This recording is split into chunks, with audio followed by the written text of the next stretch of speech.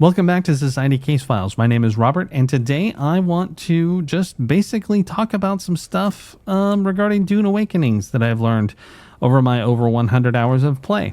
If you like this kind of content and you want to see more, please subscribe to the channel and hit the notification bell. Otherwise, I'm going to dive right in. I'm going to timestamp this so that you can find the information easily. So the first thing I want to talk about is the fact that when you come in here and you're doing some building, as you can see, I've updated my house quite a bit because it was feeling a little ratty to me. And something I found out was people were talking about agave seeds. I looked it up online to make sure there wasn't another need for it, because the primary use is to make iodine pills, which you do over at the Survival Fabricator right over here. And you'll find it, I think it's right here. Yeah, there we go. Iodine pills.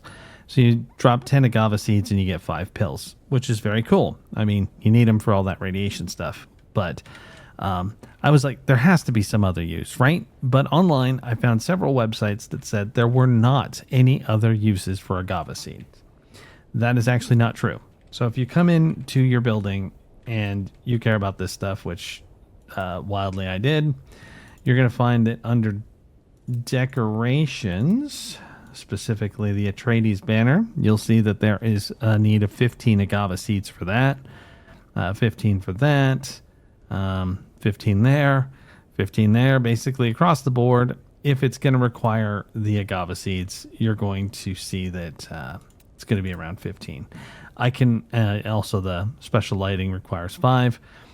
I can say that I'm sure that this is true of the decor that you get from the Harkonnens as well. So basically, long story short, agave seeds do have other uses. It's mostly cosmetic. I haven't found another use for it, but if you have, let me know in the comments. I would love to know, and that would be great. So there's that part.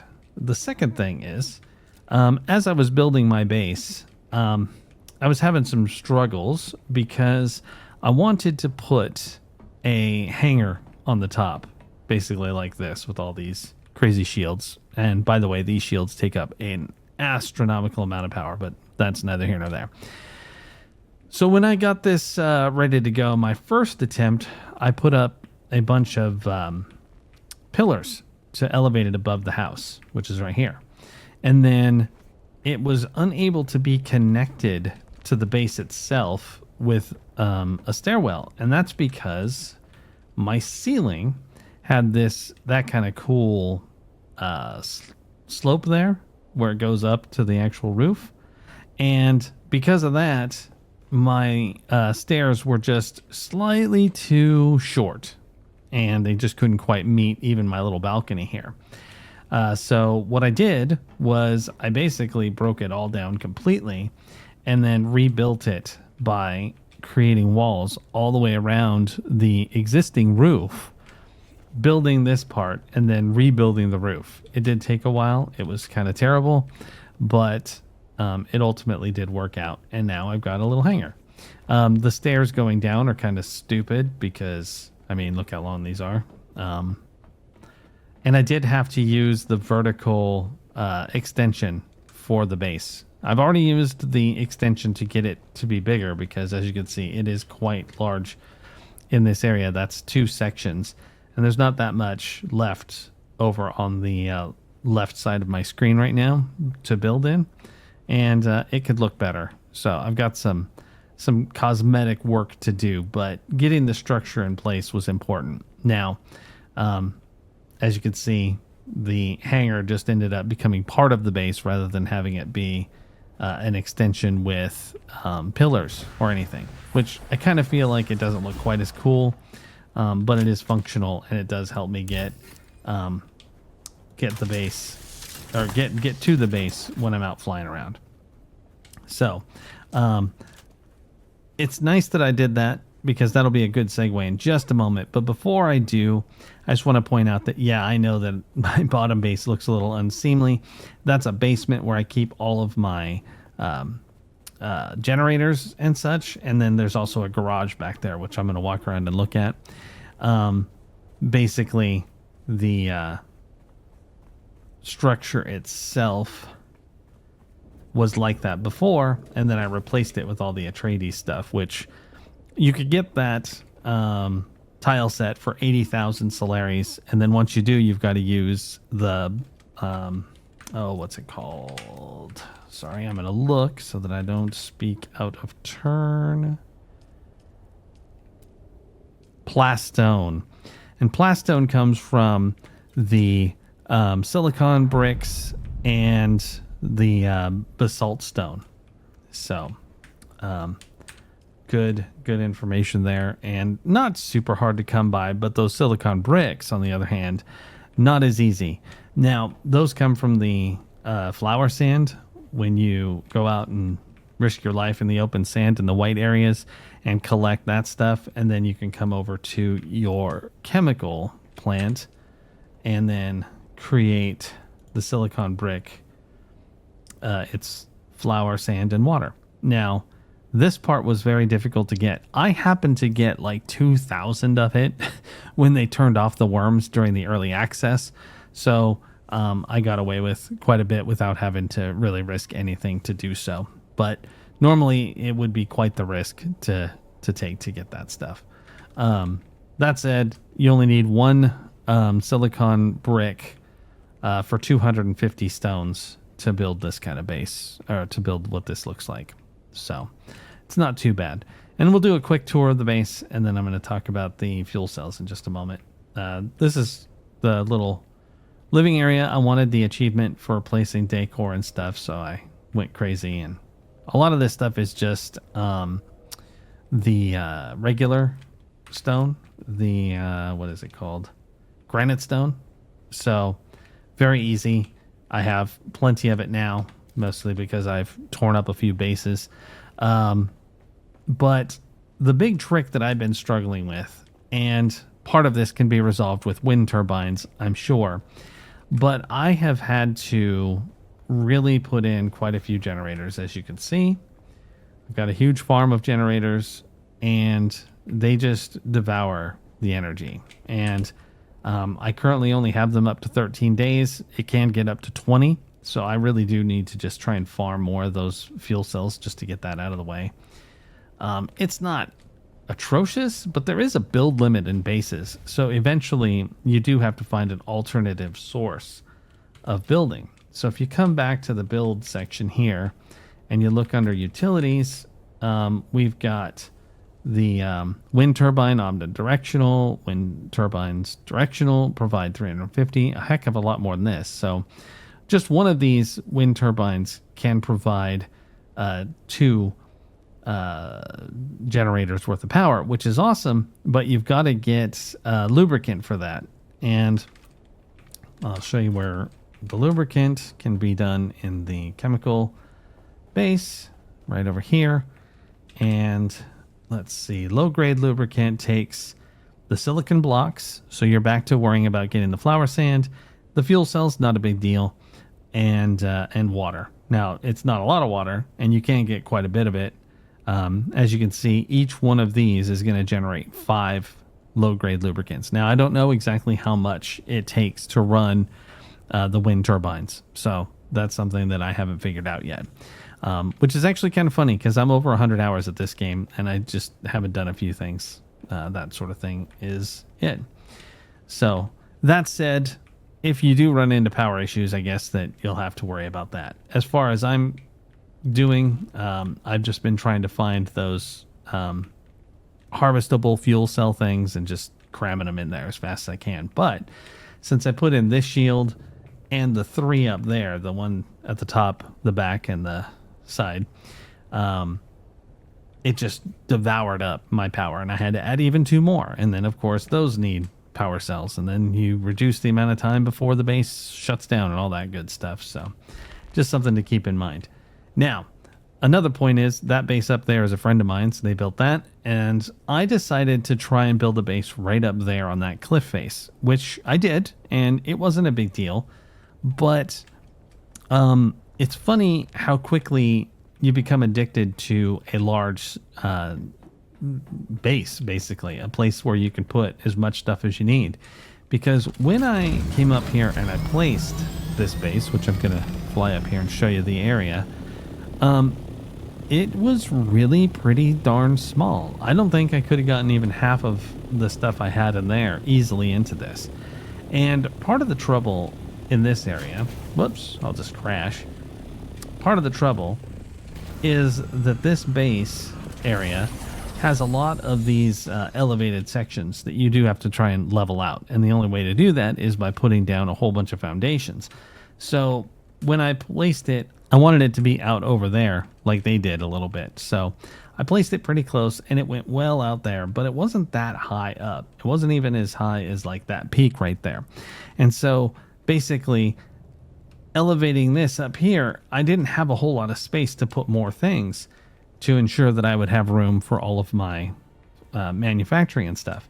Couple that with the fact that I just didn't get a good enough hangar to put in the Thopter, considering how poorly I fly. I mean, they did a really good job over there, but mine was terrible. I mean, that's mine, by the way, that little piece of stone. There we go. Yeah, I guess I left one. But yeah, I just wasn't good enough to land it in that area. So I reevaluated what was wrong with my base, like what was bothering me. And it was just the fact that the floor plan itself was just so wide open. It looked terrible. And I felt a little overwhelmed by how big it was. But I really do enjoy the entrance. And I like the overall structure of it and how I can get around inside. So that's why when I came back, I just went in here and I cleaned it up. I made the stairs locked up so they weren't just exposed. I created this little weird room. I haven't done anything with it quite yet, but that just sort of helped limit it a little bit. You know, sort of like, you know, if a house has a wide open floor plan, it's just daunting and you end up trying to subdivide it with either a couch or dividers or whatever. And that's what I did here. I overthink it dramatically. I recognize that. But in any event, I just wanted it to be different. And I did it. So I'm pretty happy with it. And besides, a house is not a house without a big worm greeting you right when you walk in the front door. All right, let's talk about these death still things. These are really cool because each time you put a corpse in them, they give you 25,000 water. Well, that's awesome and all, but you can't do it unless the circuit has the room available. So like in my case, I've got 127,000 of 137,000. That's why I can't put a body in here to even start, even if maybe I would get rid of some of that. Now, if I had come over here and I told it to make a whole bunch of this Duraluminum, if I dropped the max amount, it would use 44,000 water, in which case I'd probably be able to put 2 bodies in and get them started. But, you know, since I'm not making those right now, I can't actually use the death stills. That's not the case with the blood purifiers. You could just dump blood in there and it'll sit until it has a chance to fill the circuit. So I'm not sure why they chose to do it that way, but they did. And there you go. But they're pretty essential because when I started making Duraluminum, it became very apparent very quickly that you are going to end up needing a lot of water. A lot of people are saying, when you listen to the different people online talking about this kind of stuff, that water does become the bottleneck in the game. And that's actually true. I did find that I was struggling to keep up with the water when I first got Duraluminum. Now, as far as what to use Duraluminum on, I've got to be perfectly honest. I don't really know what will help other than maybe another vehicle. It just so happened that I had better weapons than the Duraluminum could provide.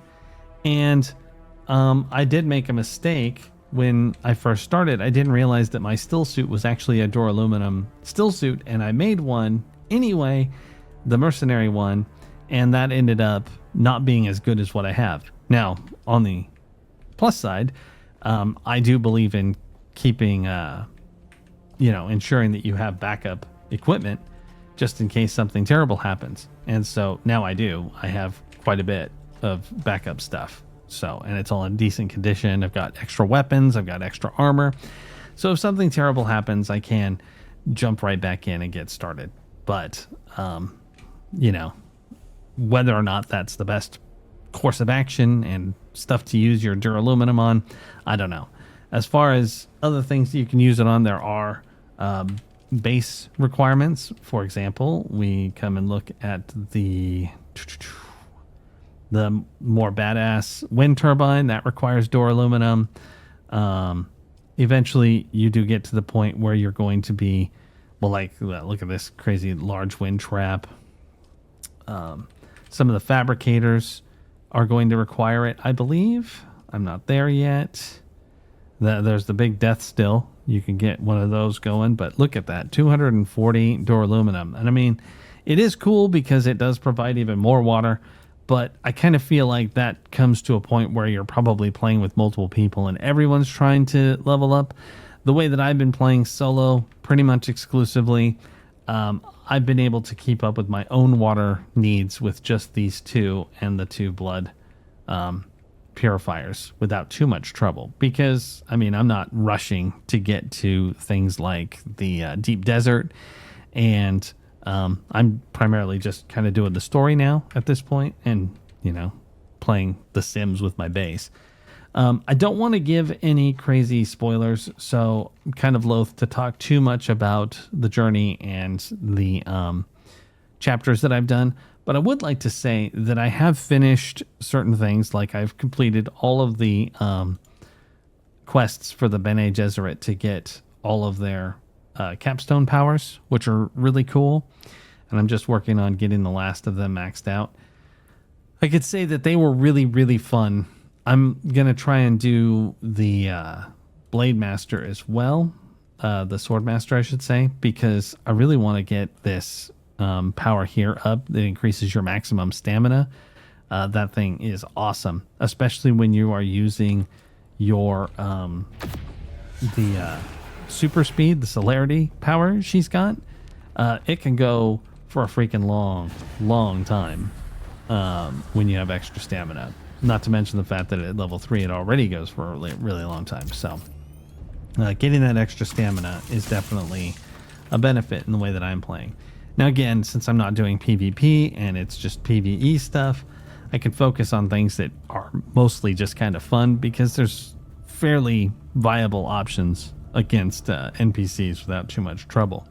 That said, I'm not sure exactly what it would be like to fight against players. I'm sure it has the potential of being really tragic if you aren't geared up and built correctly to fend them off. Now that said, there are some other skills that I think are absolutely essential to playing the game, and I'm going to mention them here really quick. I do feel that this general conditioning is super important. Unfortunately, if you don't start as a Blade Master, his initial quest is absurd. It takes you all over the map, and it starts by sending you way up to the corner, and then you got to go way over here somewhere, and then down here, and you're hopping all over the place just so that you can get back to Pinnacle Station and give him whatever he needs, and then you get that first level. I think the second level is somebody in Harka Village, but I haven't really looked into it yet. But it will be an important one to pursue.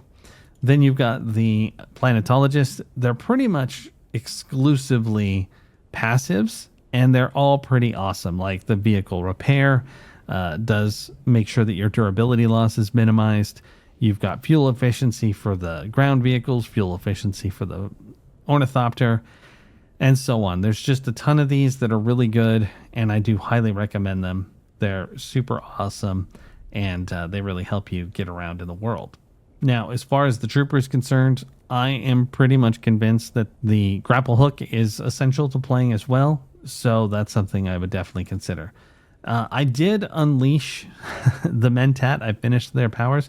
I haven't really gone into this too much. Like, for instance, I don't use ranged weapons quite as much, but that headshot damage would be really nice, especially since I do have a sniper rifle that does an absurd amount of damage. So if you were able to get this one and add to it, it would just make it all the nastier. A couple of ranged options here that are important. I mostly look at passives. Pistol damage, that's a nice one. Just range damage. So effectively, if you want to do ranged weapons, you're going to want to have the Mentat as well. As far as whether or not you're going to do the Bene Gesserit, there are some things in here that'll be very useful. You've got all of the health stuff that I found very nice. The poison tolerance is super cool. I'm not entirely sure these capstone powers are going to help you unless you're playing the Bene Gesserit pretty intensely. But the short blade damage is awesome. I use daggers almost exclusively. And you'll notice that if you're in the Swordmaster, most of their stuff gets into long blade damage. You know, as far as the passives are concerned, some of them do contribute to your daggers. So, for example, blade damage there is just blades, and that helps. So you're doing quite a bit of punishment. And it's nice for those big guys that have the big old machine gun things, because you can slow blade them in one shot, which is very, very handy, considering that otherwise they'll use their stupid repulsor power and toss you out of the way. It's pretty frustrating, but not when you can take them down super fast.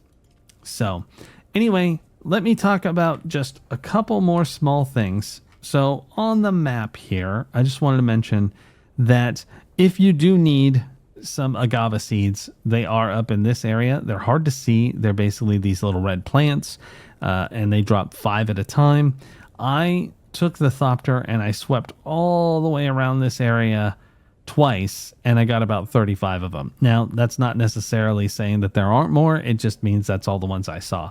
And at night, I was having to fly around with the headlamp on just to see them. It might be easier to be on foot, maybe with a ground vehicle to get those. I don't know. I haven't tried it yet, but I would probably recommend doing that. Then down here, I went and got a whole bunch of that Jasminium crystal stuff, and that's to make the Duraluminum. You can get it by cruising down into this Sheol place where there are these pools of water that the resource grows. It's just a crystal. You can get quite a bit of it, but it is heavy. And the trick, of course, is that this is completely irradiated, and you will take radiation damage real fast. It doesn't matter if you're wearing a radiation suit. That just means you're not going to die. The iodine pills are going to help as well. But the real trick to it is that you kind of fly through here, and as soon as you get to a certain point, you start taking radiation on. You have a little meter that shows you how much it's going to add to it, and then after a certain period of time, it gets up towards the filling up, and if it does fill up, you die instantly. So what I started to do is I'd fly from my base and get over to this section, and then skirt the shoal until I was in the section where those crystals dropped, which is effectively more down here. And as soon as you get down here, you can swoop in, grab as much as you can, swoop back over here, let the radiation drop down. It's not as long of a trip as trying to go all the way to the north. So you hang out in the south basin and then go back and just do it as many times as you can tolerate. Cruise back over here, fly yourself back wherever you need to be. I will say that there are some folks who have built bases around here. Pretty smart. Honestly, even building a base right here wouldn't be a bad idea. Then you could just cruise down here and go back and forth. You'd be able to at least have a safe place to go and visit, maybe leave some fuel cells, whatever you need. But all around, this was a very interesting place to visit. I'll also point out that there is a crashed ship here, a couple of them. And one of these you have to fly down to do a couple of contracts for the main quest. What was interesting is that I'm not going to give anything away, but don't be intimidated by it, because the enemies are tough. They are defending the entrance, and they're really nasty. The first time I went there, I did have to flee because I wasn't wearing the right stuff. But don't be too intimidated, because my dread of the thing was way worse than the thing. Once I actually did it, it was not as bad as I thought. So I know that's still a little bit of a spoiler, but at least it's not story spoiler. It's just about how difficult it is. I'm a little concerned about what happens once I have finished all of these.